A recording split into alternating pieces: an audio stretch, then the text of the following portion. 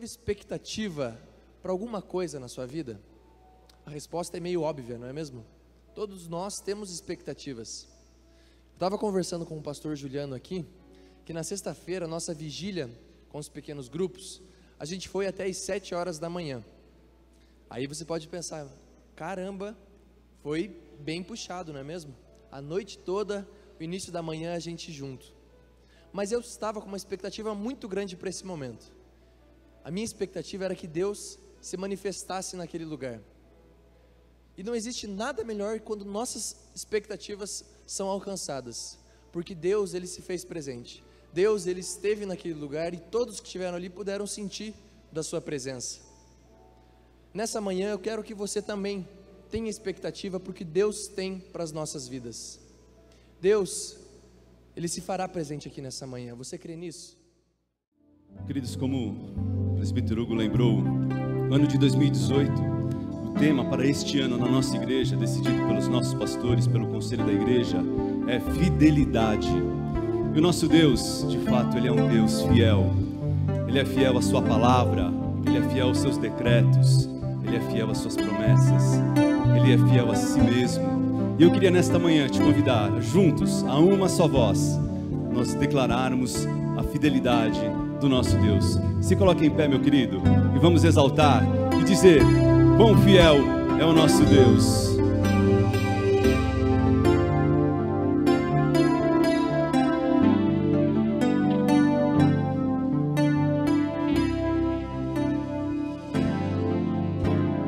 Tua fidelidade é grande, tua fidelidade incomparável é, nada como tu, bendito Deus, grande é tua fidelidade,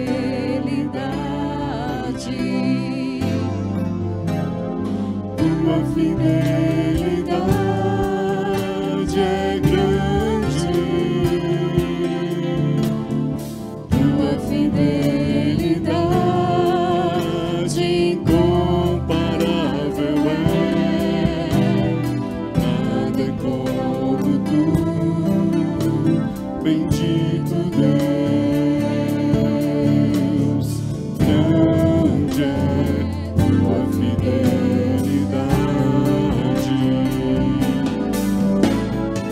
tua fidelidade é grande, tua fidelidade incomparável é, nada como tu, bendito Deus,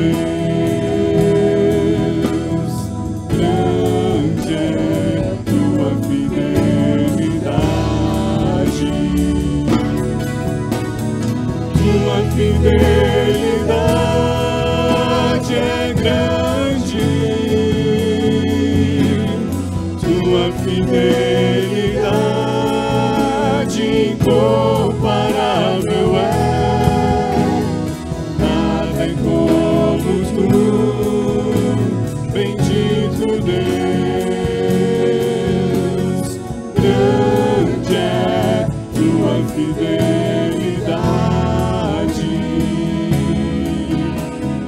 grande é tua fidelidade,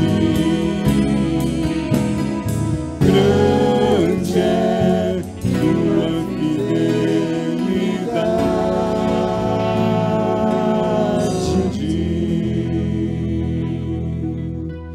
Ele é fiel, Ele é justo, Ele é santo.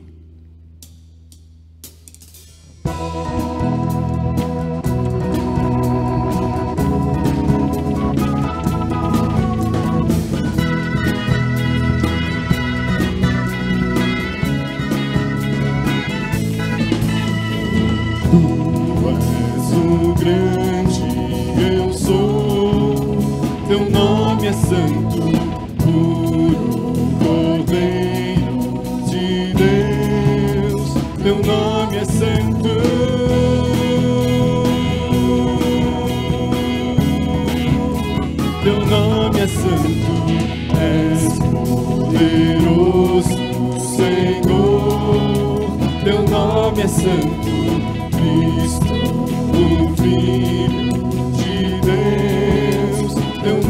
santo, só em ti seguro estou e perdoado sou. Em teu nome, só em ti tudo posso sofrer e permanecer.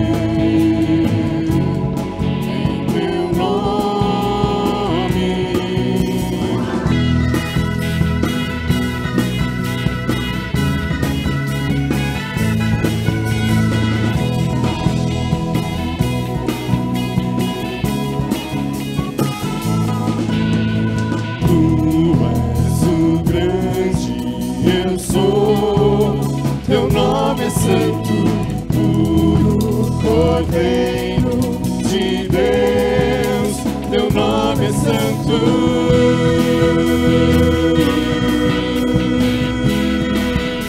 Teu nome é santo, és poderoso, Senhor. Teu nome é santo, Cristo, o Filho de Deus.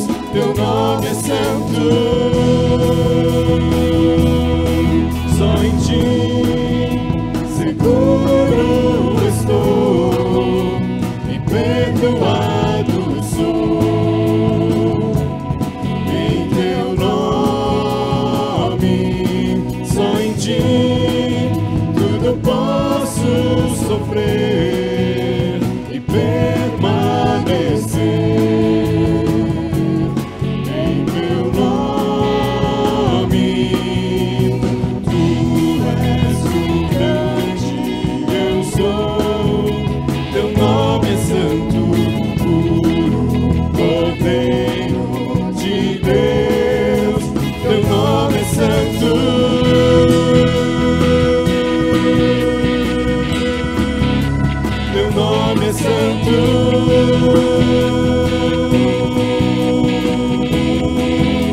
Teu nome é santo,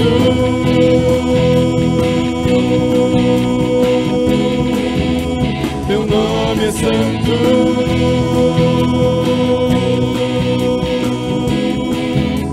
teu nome é santo.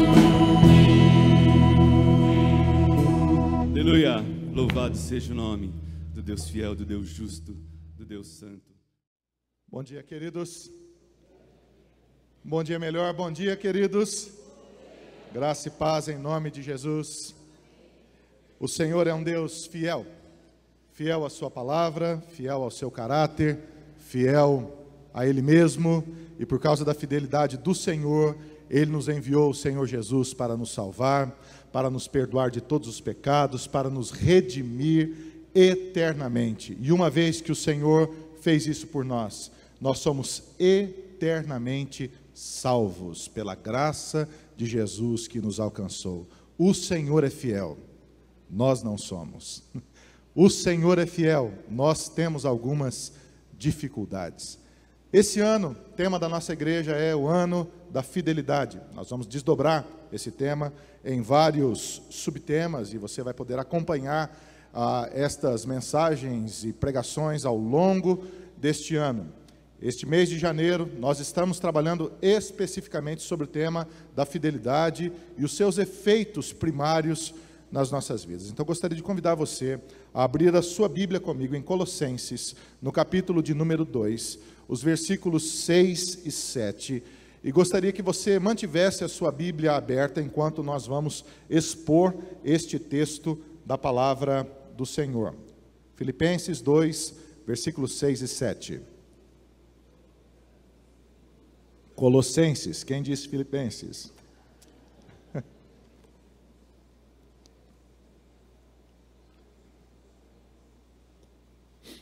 Versículos 6 e 7. Ora, como recebestes Cristo Jesus, o Senhor, assim andai nele, nele radicados e edificados e confirmados na fé, tal como fostes instruídos, crescendo em ações de graças.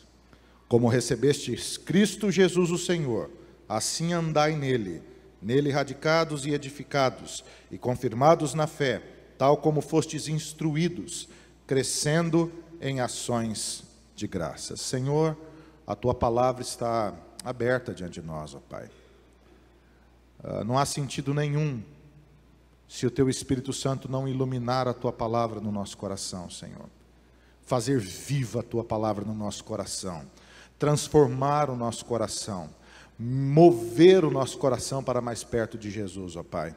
Que a Tua graça possa abundar neste lugar, ó Pai, e o Teu Espírito falar conosco nesta manhã, em lugares, espaços da nossa alma, que somente o Senhor tem o poder para tocar, ó Pai. Que o Senhor possa transformar as nossas vidas aqui, é o que eu oro em nome de Jesus, amém.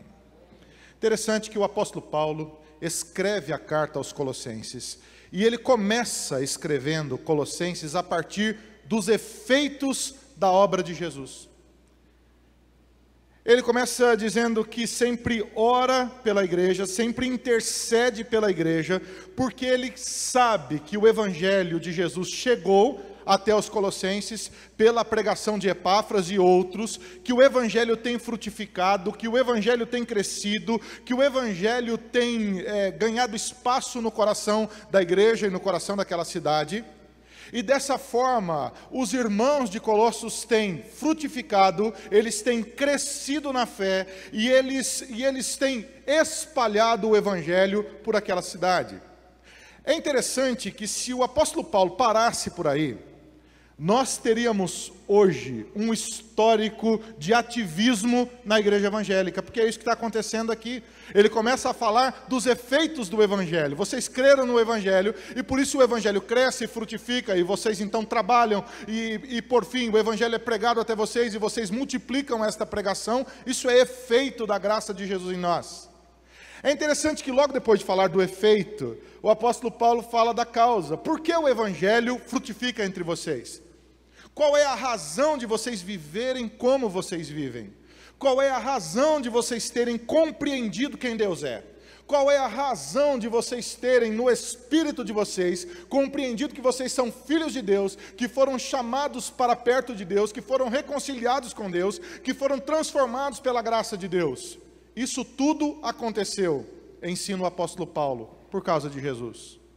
A partir do versículo 15 do capítulo 1 de Colossenses, o apóstolo Paulo, ele escreve talvez um dos textos mais sublimes de toda a palavra de Deus. Ele descreve quem Cristo é, o Senhor de toda a igreja, o Senhor de todo o universo, o Senhor de todas as coisas. Quem é Jesus? Ele é a imagem do Deus invisível, o primogênito de toda a criação, porque nele foram criadas todas as coisas, nos céus e na terra, quer sejam visíveis ou invisíveis, tronos ou soberanias, poderes, autoridades, todas as coisas foram criadas por Ele e para Ele. É assim que Paulo descreve Jesus. Eu não sei o que você pensa disso, mas para mim esse texto é tridimensional. Eu começo a enxergar Jesus em muitos lugares, de muitas maneiras, sendo manifestado em toda a terra, não apenas na igreja, mas em toda a terra, porque Ele é antes de todas as coisas, Ele é acima de todas as coisas, Ele é o Criador de todas as coisas, Ele é o sustentador de todas as coisas subsistem nele, foram criadas por Ele, foram criadas para Ele. Se você nunca viu Deus em Cristo, todos os homens viram a imagem exata do Deus invisível. Ele é a expressão exata do Deus invisível. E o Verbo se fez carne e habitou entre nós. Ele é a razão, Ele é o alicerce, é o sustentador, não apenas da igreja, mas de toda a terra. Toda terra subsiste em Cristo. O Senhor Jesus é o Senhor da história. É interessante, queridos, que nós somos influenciados, nós vivemos, a nossa geração é filha do iluminismo. E nós vivemos por conta do iluminismo, a influência da exacerbação dessa mentalidade criada pela filosofia do iluminismo. Ela se desdobrou de duas formas. Por um lado, o mercado, ele simula toda a expressão da capacidade humana por conta de produzir riqueza e dinheiro. Então, o consumo, o produto que você compra, é fruto da mentalidade do iluminismo, que diz que a gente existe para consumir. Por outro lado, do ponto de vista acadêmico, o iluminismo produziu na academia a escola da especificação e da pesquisa. É interessante que cada vez mais as pesquisas são mais específicas e elas são focadas em objetos cada vez menores. E é interessante que, frutos do iluminismo que somos, a academia começa a narrar a história humana. E nós fomos nos tornando reféns da narrativa histórica acadêmica. E me parece, eu não sei quanto a você, mas me parece que nós temos duas narrativas da história humana. Você tem uma narrativa que aprende na escola. Você tem uma narrativa que é fruto do iluminismo, do darwinismo, do mercado, do consumo, da evolução. E me parece que os jovens, e isso é pesquisa americana do Instituto Barna, os jovens tendem a acreditar mais no discurso da universidade do que no discurso da palavra de Deus. Deixa eu dizer uma coisa para você: não existem duas narrativas da história. A narrativa do Evangelho é a verdadeira história da humanidade. Quem conta a história da humanidade é o Deus verdadeiro. E o Deus verdadeiro diz que em Cristo todas as coisas subsistem. Foram criadas nele, foram criadas por ele e foram criadas para ele. Ou seja, a verdadeira história é a história do Evangelho. Amém, queridos? A verdadeira história não é uma história com E, mas é a história com H, e com H maiúsculo, que narra que o Senhor Jesus, Ele sustenta toda a história em suas mãos.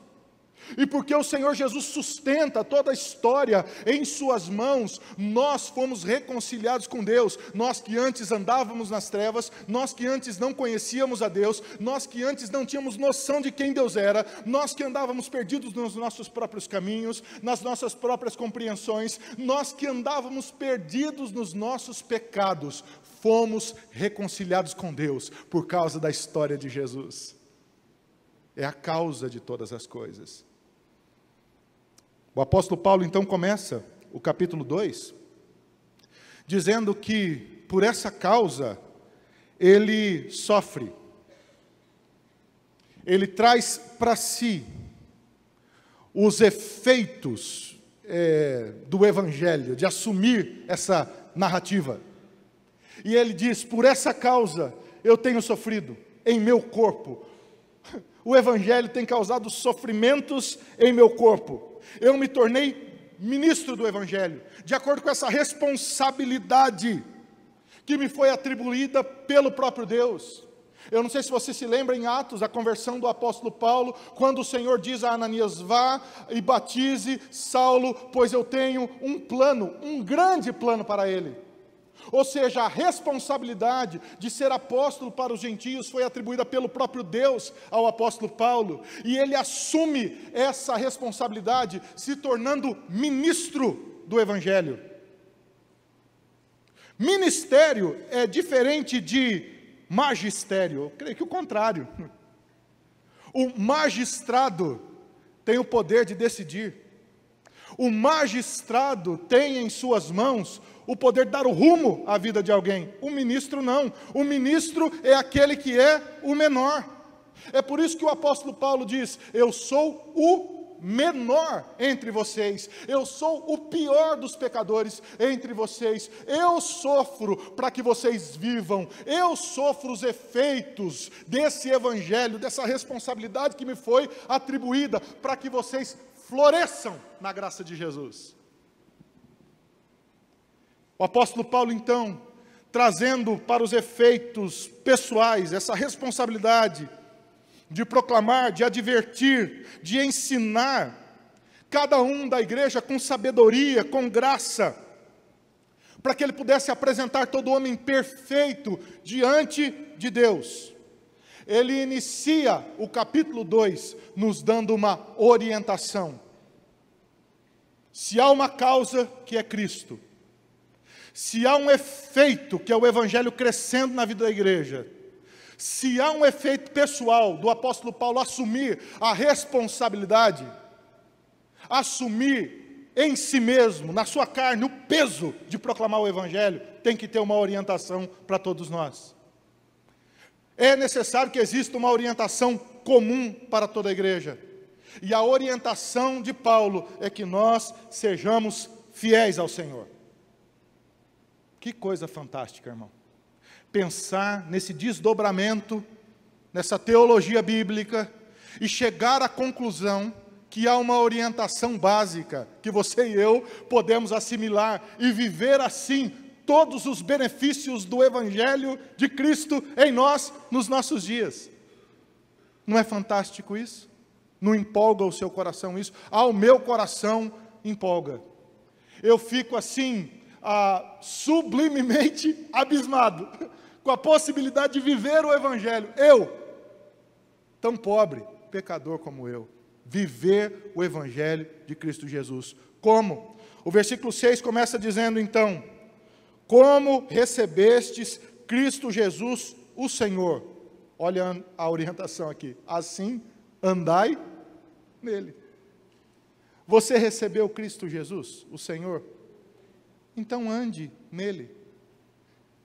Em outras palavras, seja fiel a isso que você recebeu. É interessante, eu dividiria essa pregação em 3 pontos, presbiterianamente em 3 pontos. O que diz o primeiro ponto, então? É uma ação. A salvação, ela tem a iniciativa em Deus. Vocês receberam, assim como recebestes. Aula de grego aqui. O verbo original, receber aqui, está no auristo. O tempo verbal, auristo, é uma ação completa em si mesmo, que acontece de uma vez só e que não precisa se repetir mais. É uma ação completa em si mesmo. O tempo auristo. É interessante que ele diz assim: vocês receberam. E a força do verbo aqui vocês, como se você estivesse levando alguém com você, se associando a uma pessoa, acompanhando uma pessoa. É uma metáfora daqueles que aceitaram o discurso do outro, que receberam livremente, que não a rejeitaram, que obedeceram. É a mesma força verbal das tradições orais do Antigo Testamento, quando em Deuteronômio no capítulo 6, a história bíblica era sendo contada de pai para filho, de filho para neto, e assim, de geração em geração, essa tradição oral era sendo contada, e a história de Israel preservada entre o povo. Vocês receberam uma narrativa no Antigo Testamento. Aqui no Novo Testamento, a ação completa em si mesma. Vocês receberam Cristo.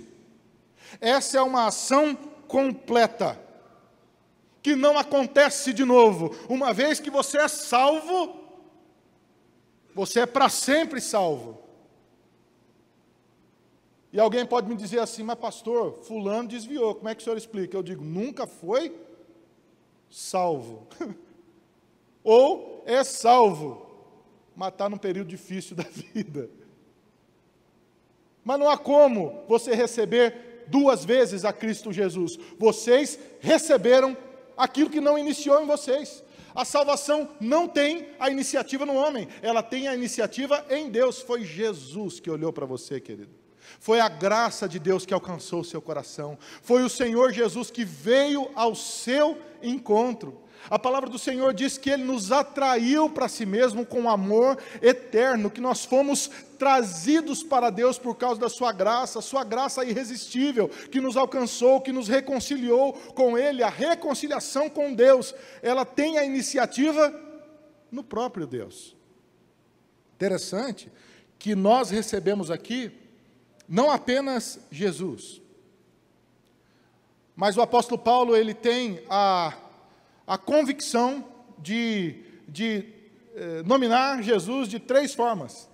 Nós recebemos Cristo, Jesus, o Senhor. Vocês não receberam apenas um discurso. É interessante que nós vivemos um tempo hoje tão consumista, que o ser salvo virou uma coisa de dizer ser. A pessoa diz ser salvo, e pertencer a uma igreja, muitas vezes, se tornou uma relação de mercado, de troca. Uma vez chegou um casal na igreja que eu pastoreava, nos Estados Unidos. Pensa numa família bonita, irmão. Já viu aqueles menininha que usa laço na cabeça? Bonitinho. A família muito organizada, 3 filhos, né? Pessoal bem vestido. Começaram a frequentar o culto. Falei, ganhamos uma família legal aí, né? Me aproximei. Falei, família de brasileiros lá. Falei, gente, que bom que vocês estão aqui. Eu queria conhecer vocês um pouquinho melhor. Pois não, pastor, eu queria marcar uma visita, então vamos fazer uma visita. Cheguei gente, fui para a visita. Pensa numa mesa pastoral. Pãozinho de queijo. Ó a dica aí, ó a dica. Pãozinho de queijo. Cafezinho. Sentei para conversar. Sentamos primeiro na sala, aquela visita formal. Senta primeiro na sala. Aí, num momento específico, a esposa, a mesa está servida. Ou a mesa está servida, a mesa está servida. Vamos para a mesa, sentamos. Quando a gente sentou para comer aquele, eu de olho naquele pão de queijo, falei, gente, é agora, hein? O marido da casa, o dono da casa, fala assim para mim, pastor, gostamos da igreja lá, hein? Eu falei, eu também gosto da igreja boa, né? Tá. E ele me faz a pergunta que não quer calar. Ele diz assim, o que a igreja tem para oferecer para a nossa família? Fiquei olhando assim, eu falei, gente, o que a igreja tem para oferecer? Pensei, o que a igreja tem para oferecer? O que a igreja tem para oferecer? Eu respondi, nada. Nada. Na verdade, nós que estamos interessados que você sirva. Lá na igreja, não tem absolutamente nada. E eu fiquei pensando assim, nem o pão de queijo eu quero mais. Você sabe por quê? Porque essa é uma relação de mercado. O que você vai oferecer? Porque nessa igreja aqui, a gente tem um departamento infantil mais legal do que naquela igreja lá. Mas naquela igreja lá, o louvor é mais legal do que nessa igreja. Aquela igreja lá, o estacionamento, você precisa ver que estacionamento, eles dão água pra gente no estacionamento, o pessoal estaciona o seu carro. Mas nessa igreja, quando está chovendo, eles buscam a gente de guarda-chuva lá no carro. E fica essa relação de troca. Ali o culto é mais quente, aqui o culto é... Uma relação de troca, e não é isso que o apóstolo Paulo diz. Ele diz, vocês receberam Cristo, o ungido de Deus, aquele que foi capacitado por Deus a nos reconciliar com o Pai, que entregou a sua vida no Calvário. Ele não é apenas o Cristo, ele é o Kyrios, ele é o Senhor. Ele é o Senhor da sua vida. É interessante que essa linguagem do Kyrios é uma linguagem romana, porque os romanos, eles diziam, César é o Kyrios, e o Kyrios significa o Senhor de todas as coisas, e os cristãos eram mortos, porque não reconheciam César como Kyrios, eles diziam, não, o Senhor Jesus é o Kyrios, e eles assumiam a sua fé sob o risco da própria vida. Ele não é apenas o Salvador, ele é também o Senhor. De uma vez por todas, você recebeu a Cristo como o Senhor da sua vida. Isso desemboca num estilo de vida. Então, se você recebeu a Cristo e compreendeu que Cristo é o Senhor, ande nele. Andar aqui significa caminhar, fazer o mesmo caminho que o outro fez, progredir na vida, fazer o bom uso das oportunidades. Na tradução hebraica do mesmo termo grego, significa viver, regular a vida, conduzir a si mesmo, passar a vida. Ou seja, se você recebeu Jesus, não apenas como seu Salvador, mas como o Senhor da sua vida, querido, você tem um novo estilo de vida. Agora você regula a sua vida a partir do caminho de Jesus. e você olha para o caminho de Jesus e diz: eu vou andar este mesmo caminho. Aqui a gente tem um nó. Para mim a pergunta é simples: mas como andar o caminho de Jesus? Se os meus caminhos são tão complexos. É só você pensar na sua vida. Sua vida não é linear. A sua vida tem momentos difíceis, complexos. Você passa por situações complicadas no seu casamento, na educação dos seus filhos, nas suas finanças. Em algum momento da sua vida, você vai passar um aperto aqui ou ali. É natural da vida humana, da condição da vida humana, do pecado. Às vezes você tem fé, às vezes você não tem fé. Às vezes você crê em Deus de todo o seu coração, de toda a sua alma, de todo o seu entendimento. Mas às vezes você descrê da vida. Você fica entristecido porque alguém traiu você, porque alguém não supriu as suas expectativas, porque alguém machucou você, porque você investiu tudo numa coisa e essa coisa deu errada. E você às vezes ora a Deus, fala: Deus, eu preciso de ajuda, porque eu creio, mas às vezes eu não creio, porque eu quero, mas às vezes eu não quero, porque Senhor, eu quero viver para o Senhor, mas às vezes eu não consigo. Eu não sei se é assim com você, mas para o apóstolo Paulo era assim. O bem que eu quero fazer eu não faço, e o mal que eu não quero fazer, às vezes quando vi já fiz. Que coisa é essa? Você recebeu a Jesus? Ande nele. E a pergunta que veio ao meu coração é: como? Como andar em Jesus? O apóstolo Paulo responde, dizendo: vocês precisam estar enraizados, arraigados em Jesus. Assim é o como. Remete ao Salmo 1, nós precisamos ser como árvores plantadas junto aos ribeiros. Uma árvore sem raiz não prospera. Qualquer vento a derruba. Nós precisamos estar enraizados em Jesus. Onde estão as raízes da sua vida? Onde você busca alimento para a sua alma e para o seu coração? É interessante que o apóstolo Paulo em Efésios diz que por essa causa, pela igreja, ele se coloca de joelhos, ele intercede pela igreja para que habite no coração da igreja Cristo Jesus. E a igreja esteja alicerçada e enraizada no amor de Jesus. Onde você busca inspiração para a sua vida? Deixa eu dizer uma coisa para você: não adianta você encher o seu coração das coisas que não são de Deus e na hora do aperto você dizer: eu sou de Deus. Não adianta. Viu, moçada? Não adianta. Não adianta ficar ouvindo música que não tem nada a ver, ouvindo porcaria o dia inteiro, e depois na hora do aperto você dizer: oh Senhor Jesus. Não tem nada de Jesus enraizado no seu coração. Como é que faz? Não adianta o cidadão pensar em dinheiro o dia inteiro, correr atrás do dinheiro o dia inteiro, ou pensar no seu lazer, ou pensar nas suas coisas e não separar tempo para buscar a Deus. Se o seu coração não estiver enraizado em Jesus, você não vai andar em Jesus. O máximo que a gente consegue é ser um bom religioso, mas a gente não anda. A mentalidade, o caminho da vida não vai se a gente não estiver enraizado nele. Quais são as perguntas que você precisa fazer então? Onde você tem buscado inspiração para a sua vida? Pensa direito, querido, e responda para o seu coração. Onde você precisa mudar e buscar inspiração para a sua vida, para o seu coração? Dica simples para você. Você precisa encher a sua casa de louvor. Você precisa encher o seu carro de louvor. Você precisa ter o hábito de ler a Bíblia todo dia. 10 minutos, 15 minutos.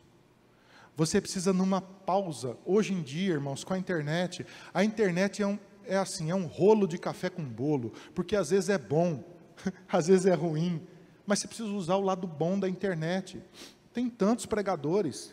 Todo o material que nós ensinamos aqui na Igreja Presbiteriana da Penha, ele está todo disponível no YouTube. Você pode ouvir todas as mensagens da história recente da igreja. Olha que coisa boa. Você colocar lá no seu celular, ouve no fone de ouvido enquanto você está fazendo outra coisa, coloca na televisão de casa, coloca no computador. Você precisa encher o seu coração com a palavra de Deus. Você precisa encher o seu coração com a palavra de Deus para que vá ganhando raízes. E dessa forma você fique firme, estabelecido no Senhor. A segunda orientação é que nós precisamos estar edificados nele. Não apenas enraizados. E o apóstolo Paulo aqui constrói como que você anda em Jesus. Você precisa estar edificado nele. Construído nele, a imagem da igreja. A igreja é edifício de Deus. Nós somos pedras vivas construídos sobre essa pedra angular.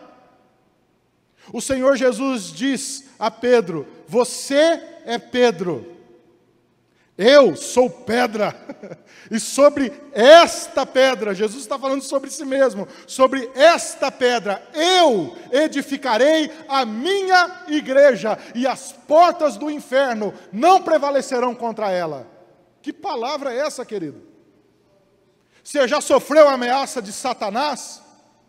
A sua vida já foi ameaçada alguma vez? Seu casamento já foi ameaçado alguma vez? Seus filhos já foram ameaçados alguma vez? Você já foi ameaçado alguma vez? Olha a palavra de Jesus. Se você está nele, enraizado nele, edificado nele, você está construído em Jesus, e as portas do inferno não prevalecem contra a vida sua, que é a igreja de Jesus. Você precisa levantar os seus olhos e viver como igreja de Jesus, edificado em Jesus. Os seus pés estão construídos sobre a pedra angular, que é Cristo Jesus. Você tem medo de viver? Para com isso em nome de Jesus. Levanta os seus olhos e construa a sua vida a partir de Cristo Jesus, enraizado nele, edificado nele. Os desdobramentos desse edifício são construídos nele. Nós somos casa espiritual de Jesus, firmados na fé. Interessante, né? A imagem que Paulo constrói. Como é que a gente anda? Enraizado, construído e firme.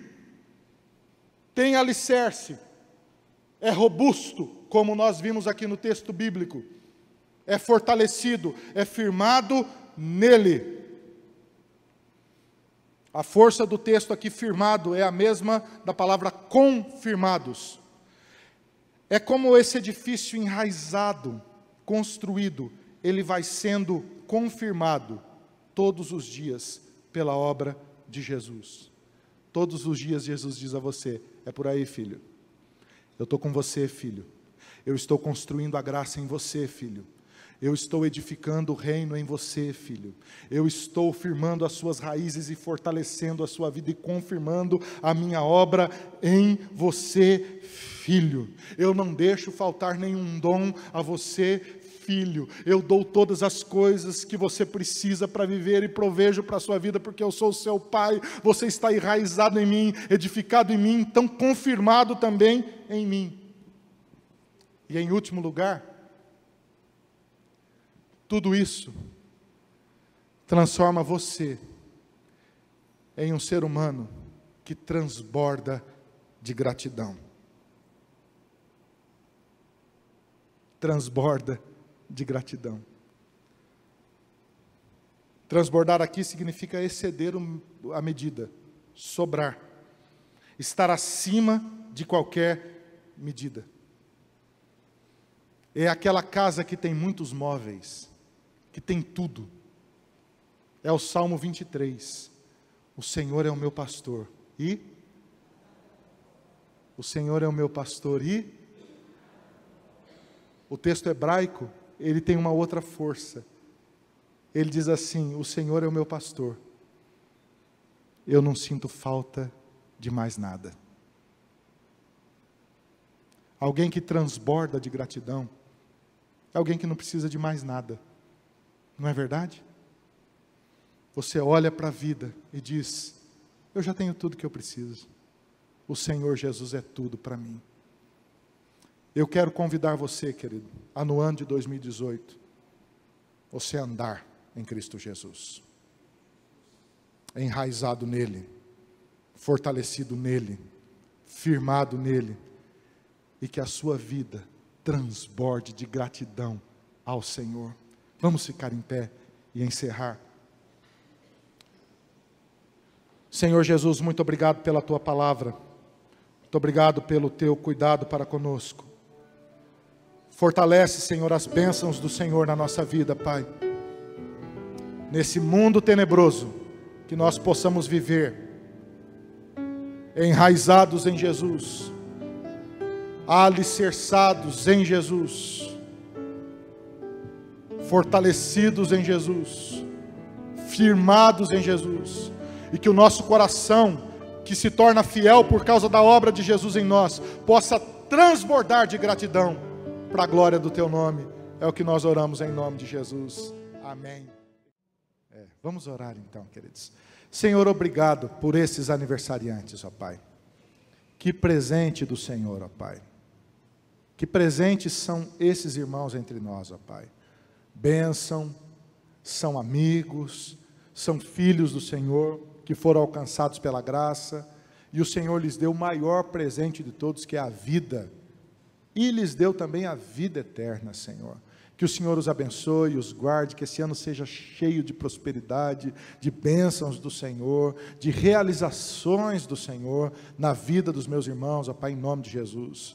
Obrigado também pelo aniversário de casamento, Senhor. Obrigado pela vida do Leonardo, da Clarice, que o Senhor os abençoe e os guarde, em nome de Jesus, ó Pai, e que a união desses queridos possa ser um exemplo para a tua igreja, possa ser uma bênção para eles mesmos, e que eles vivam felizes para a glória do teu nome, Senhor. Te agradecemos pelas pessoas que nos visitam, que estão aqui conosco, são tão importantes, ó Pai, que o Senhor possa enriquecer também o seu coração, derramar da tua palavra, da tua graça, e os motivar a viver para Jesus, ó Pai. Nos abençoe agora nas classes, é o que nós oramos em nome de Jesus. Amém.